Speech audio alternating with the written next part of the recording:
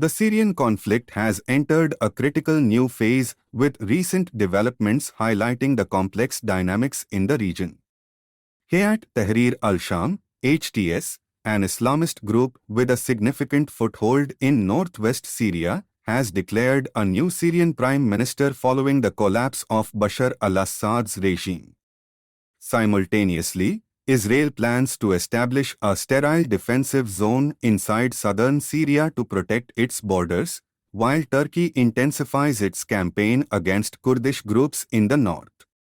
With the fall of Bashar al-Assad's government, HTS has seized the opportunity to assert itself as a leading force in post-Assad Syria.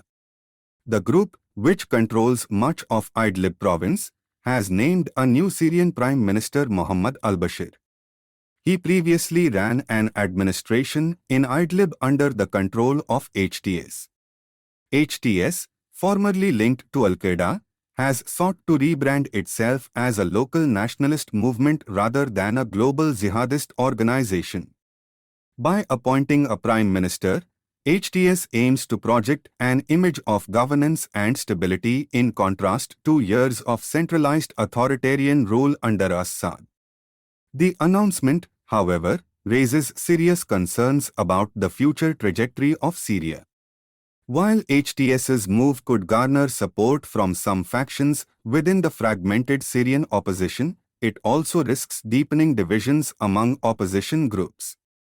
Additionally, the group's Islamist ideology and past extremism may alienate key international actors, complicating efforts to establish a unified transitional government.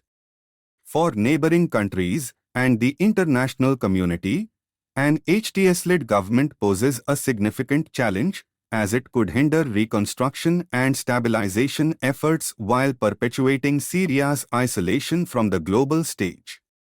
As Syria undergoes political transformation, Israel is focusing on securing its northern border to prevent the spillover of instability. The plan to create a sterile defensive zone in southern Syria involves establishing a buffer area to protect against threats from Iran-backed militias, Hezbollah, and other hostile actors operating near the Golan Heights. This zone would likely include fortified barriers, surveillance systems, and military deployments, ensuring Israel's strategic depth while deterring potential attacks. Israel's move reflects its long-standing security concerns regarding Iranian entrenchment in Syria, which it views as a direct threat to its sovereignty and citizens. However, the establishment of such a zone comes with risks. It could provoke tensions with local militias, international stakeholders, and the remnants of Assad loyalists, who may view it as a violation of Syrian sovereignty. Additionally, Israel's actions may exacerbate the humanitarian crisis in the area, as civilians caught in the buffer zone could face displacement or restricted access to essential resources. In northern Syria, Turkey has escalated its military operations against Kurdish groups, particularly the Syrian Democratic Forces, SDF, and the People's Protection Units, YPG. Ankara considers these groups extensions of the Kurdistan Workers' Party, PKK, which it designates as a terrorist organization. Turkey's airstrikes and ground operations are part of its broader strategy to create a safe zone along the border, ostensibly to secure its territory and resettle Syrian refugees currently in Turkey.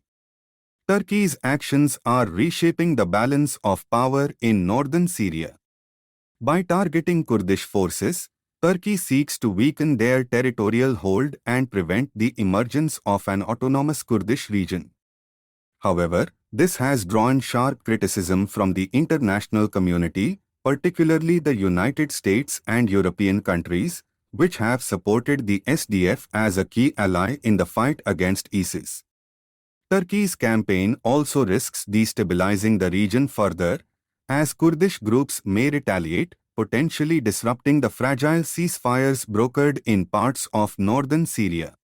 Moreover, the continued displacement of civilians due to Turkish operations adds to the humanitarian challenges in the region, with thousands of families left vulnerable to violence and deprivation. The collapse of Assad's regime and the rise of HTS as a political force mark a turning point in Syria's conflict. While the emergence of a new leadership could provide an opportunity for rebuilding, HTS's controversial role raises questions about the inclusivity and legitimacy of governance in post-Assad Syria.